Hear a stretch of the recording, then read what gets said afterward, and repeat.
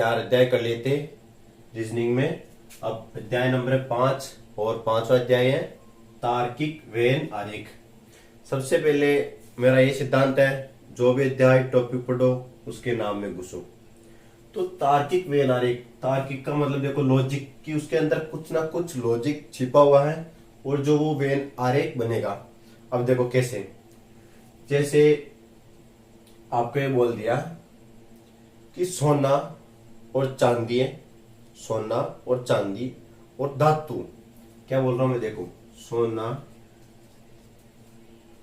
चांदी और धातु,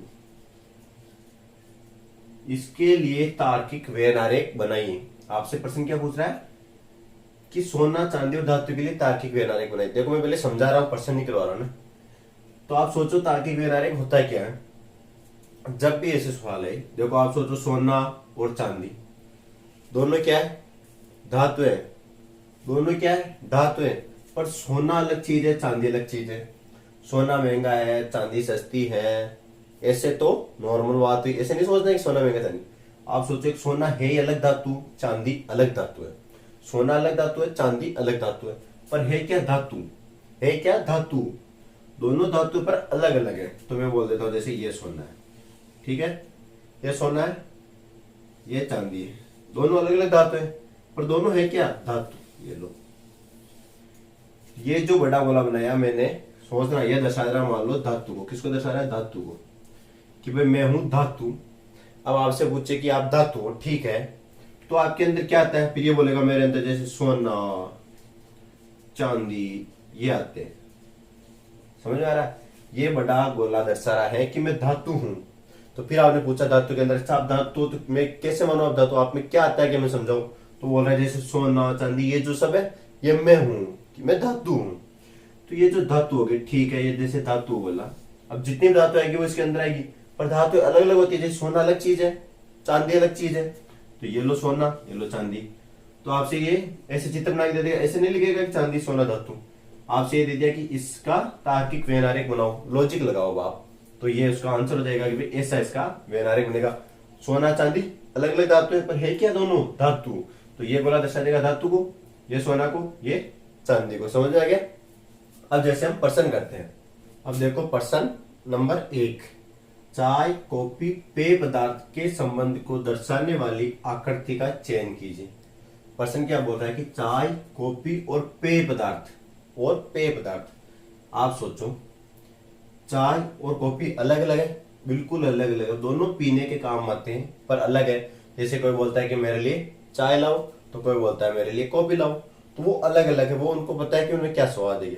लेकिन चाय और कॉफी दोनों पी रहे हैं पर है अलग अलग। भाई चाय अलग चीज है, कॉफी अलग चीज है। तो ठीक है, ये लीजिए हमने बना दी चाय और ये बना दी हमने कॉफी।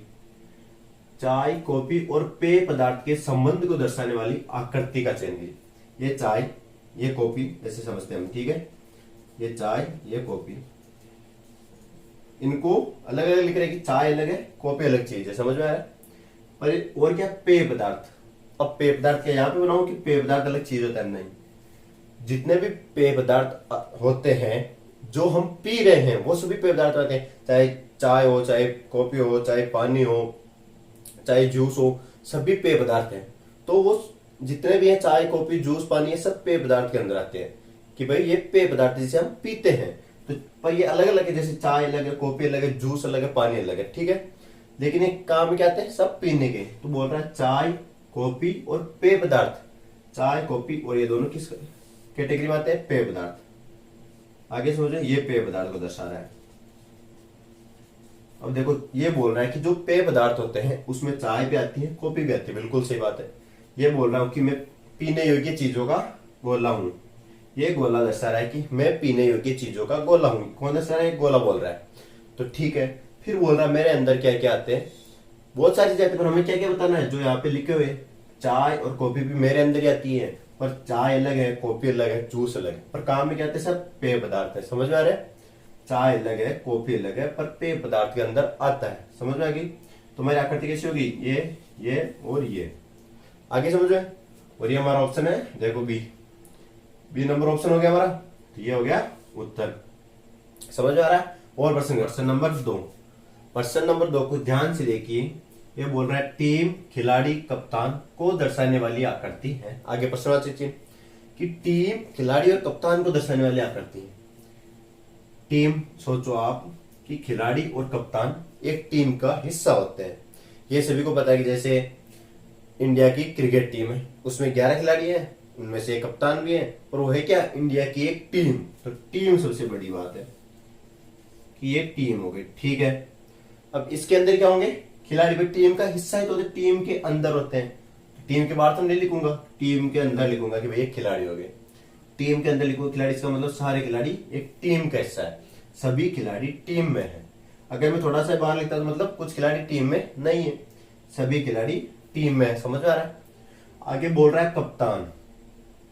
अब बताओ आप, एक टीम का हिस्सा है, जैसे ये टीम हो गई, क्या इसमें खिलाड़ी अलग चीज है कि भाई ये 11 खिलाड़ी तो खेलेंगे, इसको मैनेजमेंट करेगा तो उसको हम कप्तान कहेंगे, ये अलग, ऐसा होता है क्या? तो फिर आकृति कैसे बन जाएगी, ऐसी आकृति बन जाएगी। तो क्या ये सही है क्या कि भाई एक टीम है, उसका हिस्सा खिलाड़ी भी और कप्तान भी, पर खिलाड़ी अलग चीज है, कप्तान अलग चीज है। मतलब तो ये होगा कि भाई खिलाड़ी खेलेंगे तो कप्तान अलग रहेगा, क्योंकि खिलाड़ी और कप्तान अलग अलग दर्शा रही है कि भाई कप्तान अलग है, खिलाड़ी अलग है। तो क्या ये आकृति बनेगी? लेकिन ध्यान से सुनना मेरी बात को कि इंडिया की क्रिकेट टीम है, उसमें 11 खिलाड़ी है, टीम है उसमें 11 खिलाड़ी है, इसको हटाओ, टीम है उसमें 11 खिलाड़ी है। लेकिन सोचो कप्तान भी तो उन 11 खिलाड़ियों में से ही होता है। जैसे विराट कोहली टीम इंडिया का कप्तान है, सोचना, तो वो कप्तान है तो वो खुद भी तो एक खिलाड़ी है। तो ये क्या हो गया कि ये खिलाड़ी और इसी में से एक कप्तान हो जाएगा। ये खिलाड़ी, ये टीम हो गई, ये खिलाड़ी, और इसमें से ही ये जो गोला दर्शा रहा है ना, ये दर्शा रहा है कप्तान को। सोचना, ये कप्तान को दर्शा रहा है और ये खिलाड़ी को। ये टीम है, ये खिलाड़ी को दर्शा रहा है कप्तान की। जो खिलाड़ी है उनमें से ही एक खिलाड़ी कप्तान बन जाएगा। समझ में आ रहा है? टीम, खिलाड़ी, उसमें से ही एक खिलाड़ी कप्तान बनेगा। समझ में आ गया? तो ऐसी आकृति बनेगी। मिटा दो बिल्कुल, ये हो गई। 2 गोले एक दूसरे को काट रहे अंदर और एक बड़ा गोला,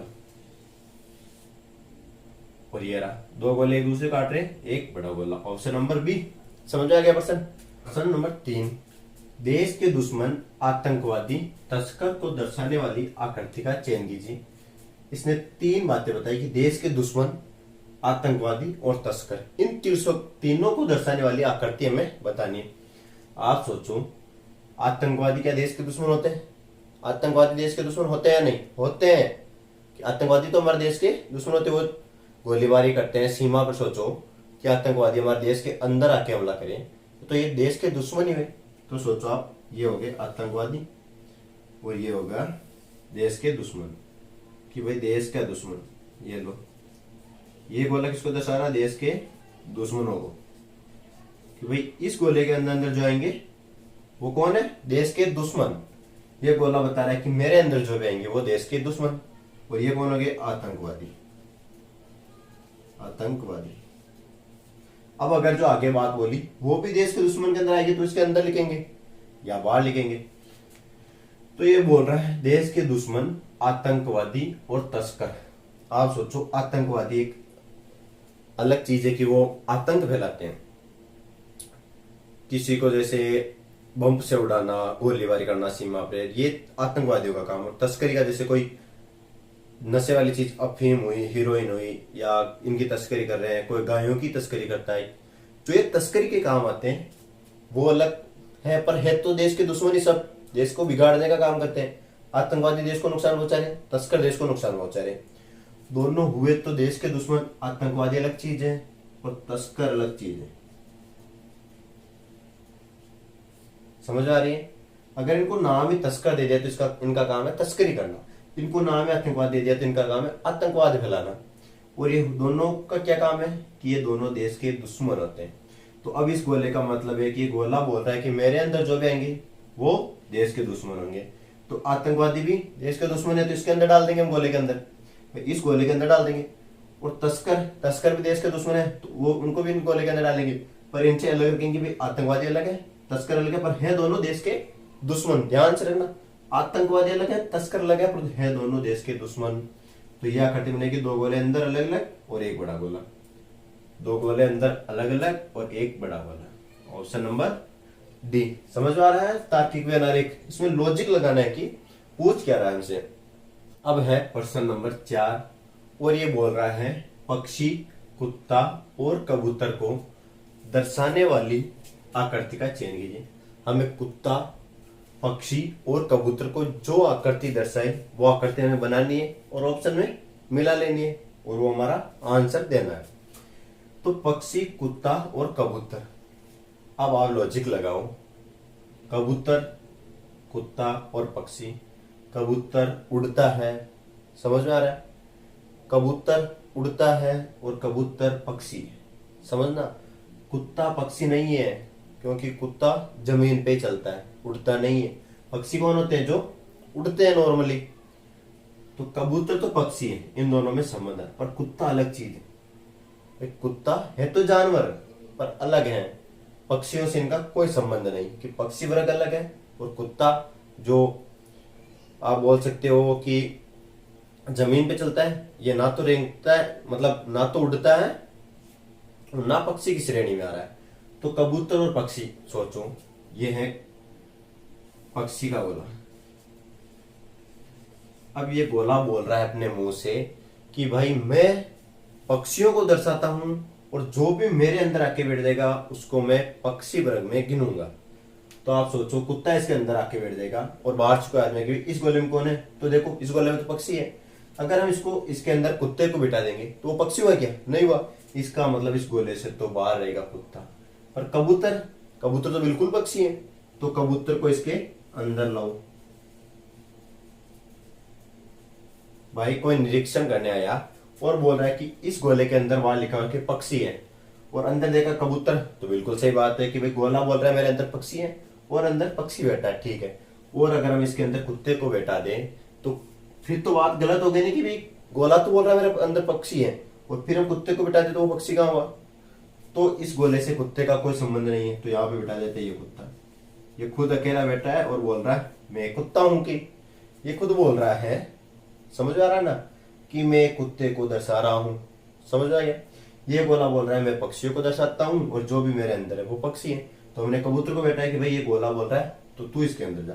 पर कुत्ता अकेला बचा है, इसको अलग बिठा दो तो हमारी आकृति कैसी हो गई?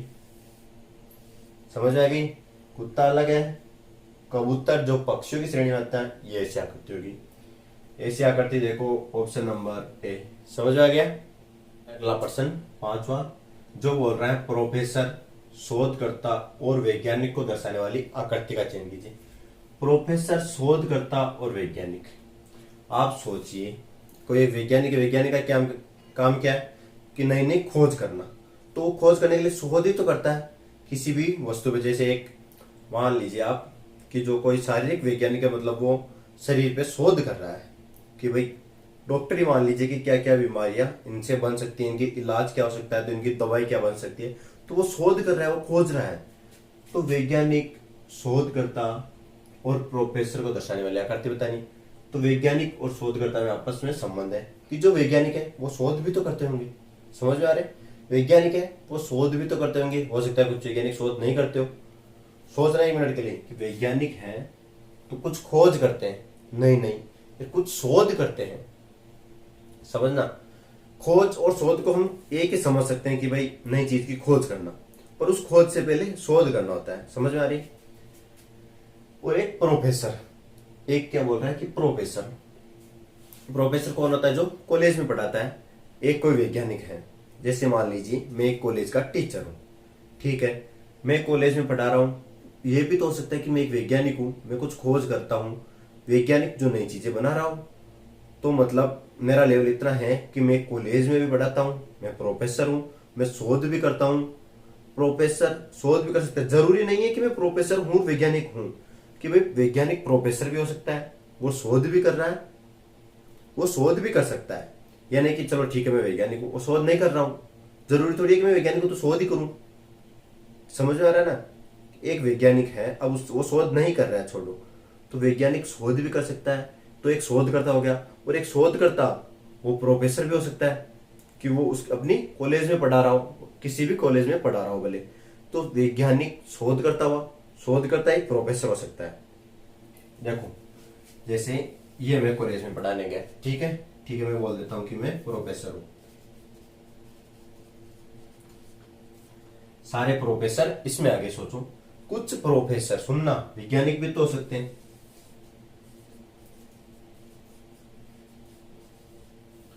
कि भाई ये गोला बोल रहा है मेरे अंदर प्रोफेसर है, कि यहाँ पे जो कॉलेज में पढ़ाते हैं वो टीचर हैं, वो प्रोफेसर आ गए। उनमें से कुछ प्रोफेसर वैज्ञानिक भी तो हो सकते हैं, तो ये वैज्ञानिक हो गए। और कुछ प्रोफेसर वैज्ञानिक तो हो सकते हैं पर शोधकर्ता भी तो हो सकते हैं। देखो प्रोफेसर शोधकर्ता भी हो सकता है, प्रोफेसर वैज्ञानिक भी हो सकता है, वैज्ञानिक प्रोफेसर भी हो सकता है, वैज्ञानिक शोधकर्ता भी हो सकता है, एक शोधकर्ता प्रोफेसर भी हो सकता है, एक शोधकर्ता वैज्ञानिक भी हो सकता है। सवाल थोड़ी अच्छी लेवल का है पर समझो इसको ध्यान से। समझ में आ रहा है? तो ऐसी आकृति बननी चाहिए हमारी, और ये रही ऑप्शन नंबर ए। समझ में आया कि ये समझना होगा ऐसे सवालों को हमें। अब इनका लेवल बढ़ाना होगा धीरे धीरे। अब अगला प्रश्न करते हैं। देखिए हमने प्रश्न 5 जो किया था सेम वैसा ही एक और प्रश्न कर रहे हैं उसको समझने के लिए।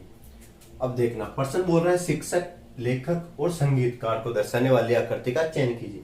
शिक्षक, लेखक, संगीतकार। आप सोचो, शिक्षक स्कूल में पढ़ाता है, संगीतकार गाने गाता है और लेखक लिखता है। तो आपने यह आकृति बना दी और इससे आकृति मिल रही है भी, भाई शिक्षक, लेखक, संगीतकार। लेकिन फिर इसका मतलब ही क्या है कि तार्किक वे ना रहे, कुछ लॉजिक है इसके अंदर, वो लॉजिक लगाओ आप। ऐसे सीधा नहीं है कि शिक्षक हो गया, लेखक हो गया, संगीतकार हो गया। हो गया क्या यहाँ तक? अरे उसके अंदर बोल रहा है, वो जब अध्याय बोल रहा है कि मेरे अंदर लॉजिक है कुछ, पहले उस लॉजिक तक पहुंचो आप। तो आप सोचो कि आप एक टीचर हो, ठीक है, आप एक टीचर हो तो आप लिख भी तो सकते हो, आप लेखक भी तो हो सकते हो। जो एक अध्यापक है वो एक लेखक भी तो हो सकता है, वो लिख भी तो सकता है। तो यहाँ पे हमने गोला बना दिया कि भाई सारे अध्यापक लेखक नहीं हो सकते पर कुछ तो हो सकते हैं ना। क्योंकि सारे अध्यापक तो लेखक नहीं हो सकते मान लीजिए, पर कुछ अध्यापक तो लेखक हो सकते हैं ना। तो हम इसे समझा रहे हैं अध्यापक, और इसे दर्शा देते हैं लेखक।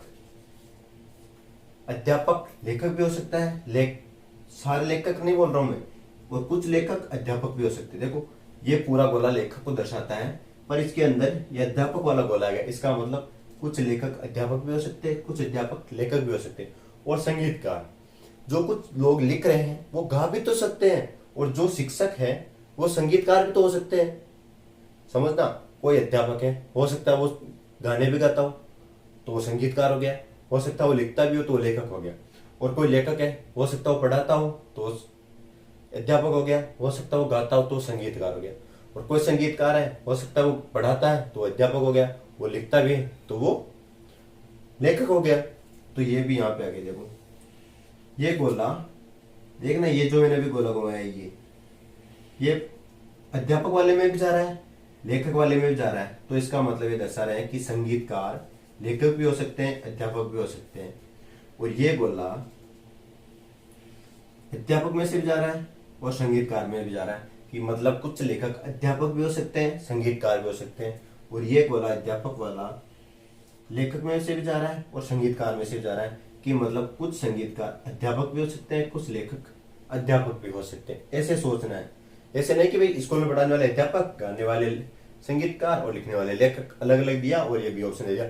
हमें लॉजिक लगाना है, ऐसे गहरा सोचना है। समझ आएगा? तो ऑप्शन नंबर ए। अब देखो अगला प्रश्न है, भोजन, दही और चम्मच को दर्शाने वाली आकृति का चयन कीजिए। अब आप सोचो, भोजन और दही, भोजन, दही और चम्मच। भोजन क्या होता है? जो हम ये सोच लीजिए कि कुछ खा रहे हैं वो हम एक भोजन के रूप में लेते हैं।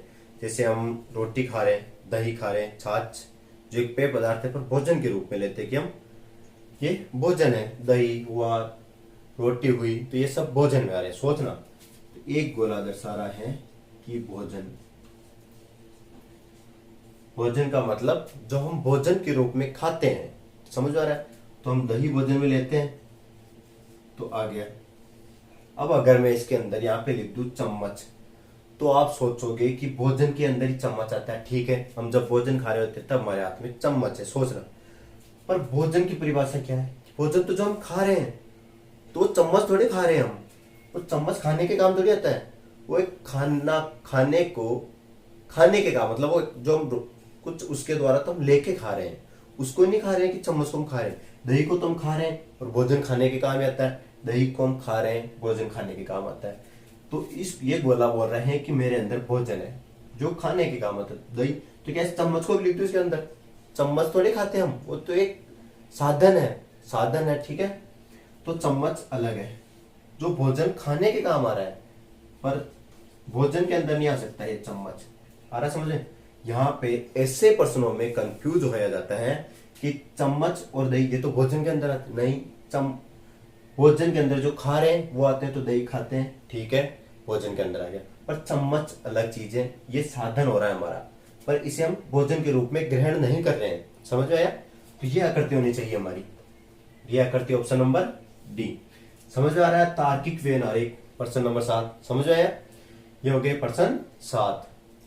अब है प्रश्न नंबर 8, और जैसे जैसे मैं प्रश्नों की संख्या बढ़ती जा रही है वैसे उनका लेवल बढ़ाता जा रहा हूं। ये बोल रहा है पुलिस, डॉक्टर और महिला को दर्शाने वाली आकृति का चयन कीजिए। पुलिस, डॉक्टर और महिला। आप सोचो कि आपकी जॉब अगर पुलिस में है तो आप डॉक्टर नहीं है, ये जनरली होता है और हमने देखा है कि अगर कोई डॉक्टर है तो वो पुलिस नहीं है। ये तो नहीं कि मैं डॉक्टर भी हूं और पुलिस, दोनों ड्यूटी ज्वाइन कर रहा हूं, ये तो कभी नहीं देखा ना आपने। या देखा है जैसे कि कोई डॉक्टर है और ये पुलिस की ड्यूटी पे जाता है फिर डॉक्टर की ड्यूटी पे जाता है, ऐसा तो नहीं देखा ना, नहीं देखा हमने रियली। जो हम देखते हैं हो सकता है कि ऐसा हो, पर 99% तो नहीं देखा ना हमने। तो ऐसे पुलिस और डॉक्टर सोचना, ये हो गया पुलिस और ये हो गया डॉक्टर, दोनों का अलग अलग काम सोचना। ये हो गया पुलिस, इसमें लॉजिक लगाना है तभी तो। बहुत सारे ऐसे कंफ्यूजन आते हैं ऐसे प्रश्नों में। पुलिस और ये हो गया डॉक्टर, ठीक है, पुलिस और डॉक्टर। अब दर्शाना में महिला को, तो हम क्या महिला लिखते अलग? तो आप सोचो क्या पुलिस महिलाएं नहीं हो सकती? क्या महिलाएं पुलिस नहीं बन सकती हैं? महिला मतलब एक लड़की, सोचो क्या लड़की पुलिस नहीं बन सकती? क्या लड़की डॉक्टर नहीं बनती है? तो महिला डॉक्टर भी बनती है और पुलिस भी बनती है। सुनना, महिला डॉक्टर भी बनती है, पुलिस भी बनती है। यह नहीं कि सारी महिलाएं, जितने भी डॉक्टर है, जैसे ये बना दूं मैं कि ये महिला हो गई, ठीक है ना, ये महिला हो गई, ये पुलिस और डॉक्टर, ये पुलिस और डॉक्टर। तो सोचो कि भाई मेरे अंदर महिला है और वो सारे पुलिस डॉक्टर, ऐसा होता है क्या? तो फिर पुरुष कहाँ गए? ये गोला दर्शा रहा है कि भाई महिलाओं को गोला है, चाहे वो पुलिस हो चाहे डॉक्टर हो। तो फिर केवल पुलिस और डॉक्टर महिलाएं होती हैं क्या? पुरुष भी तो होते हैं। तो ऐसे सोचो कि महिलाएं भी पुलिस भी हो सकती है, डॉक्टर भी हो सकते हैं। इसकी आकृति कैसी बने? तो सोचो ऐसी, ये दर्शा दे महिला को कि भाई कुछ महिलाएं, देखो डॉक्टर में जा रहा है थोड़ा सा हिस्सा, तो कुछ महिलाएं डॉक्टर भी हो सकती हैं, महिलाएं पुलिस भी हो सकती हैं। समझ आ रही? महिलाएं डॉक्टर भी हो सकती हैं, महिलाएं पुलिस भी हो सकती हैं। पुलिस अलग चीज है, डॉक्टर अलग चीज है, ये दोनों देखो टच नहीं कर रहे। पुलिस अलग हो गया, डॉक्टर अलग हो गया। महिलाएं पुलिस भी हो सकती है, डॉक्टर भी हो सकते हैं। ऐसी आकृति बननी चाहिए, ऐसी नहीं। समझ आ रहा है? यह आकृति होनी चाहिए हमारी ऐसी, ये ऐसे दर्शाई तीनों को, और ये ऐसे आकृति ऑप्शन नंबर ए। ये हमने 8वां प्रश्न किया। अब है प्रश्न नंबर 9। ये बोल रहा है गाजर, भोजन और वनस्पति। गाजर, भोजन और वनस्पति को दर्शाने वाली आकृति का चयन कीजिए। आप सोचो, सबसे पहले गाजर हम खाते हैं, वनस्पति भी हम खा सकते हैं, कुछ वनस्पतियां तो हम खाते हैं। तो आप सोचो भोजन जो हम कुछ खा रहे हैं वो सब भोजन के अंदर आ रहा है। सुनना, जो हम सब कुछ खा रहे हैं वो भोजन के अंदर आता है। तो भोजन सबसे बड़ा हुआ, ये गोला बना लिया हमने भोजन का।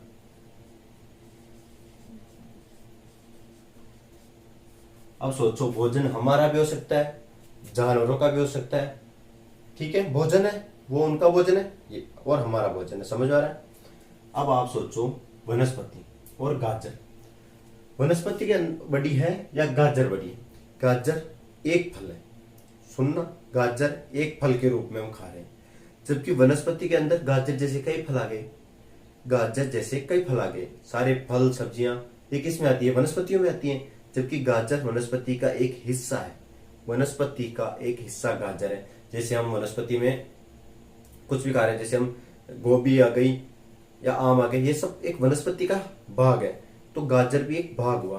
तो आप सोचो वनस्पति हम खा रहे हैं, तो ये गोला बना दिया मैंने वनस्पति का। समझ में आ रहा है? ये भोजन का और ये वनस्पति का,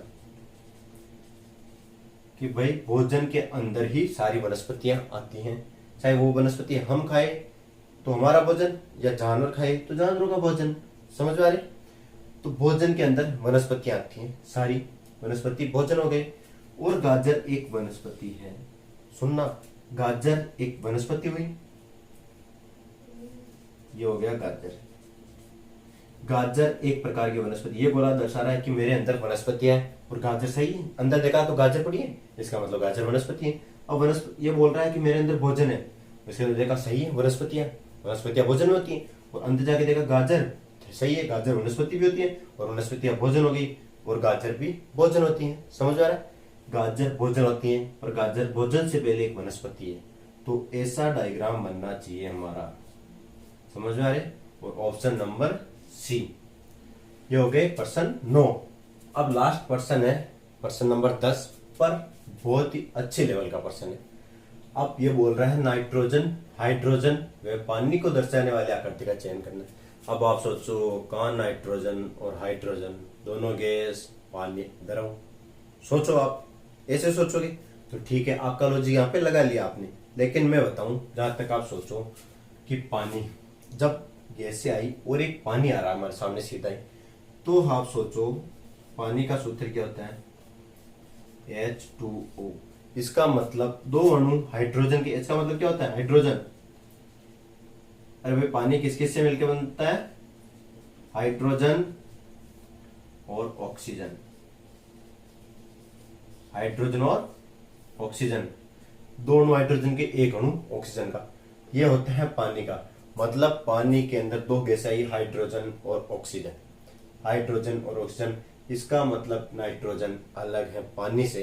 तो क्या मैं इसकी आकृति से बना दूं? ये पानी। अब ये गोला बोल रहा है मेरे अंदर पानी है। अब हम अंदर जाके देखें कि पानी आखिरकार है क्या? तो हाइड्रोजन और ऑक्सीजन का मिश्रण।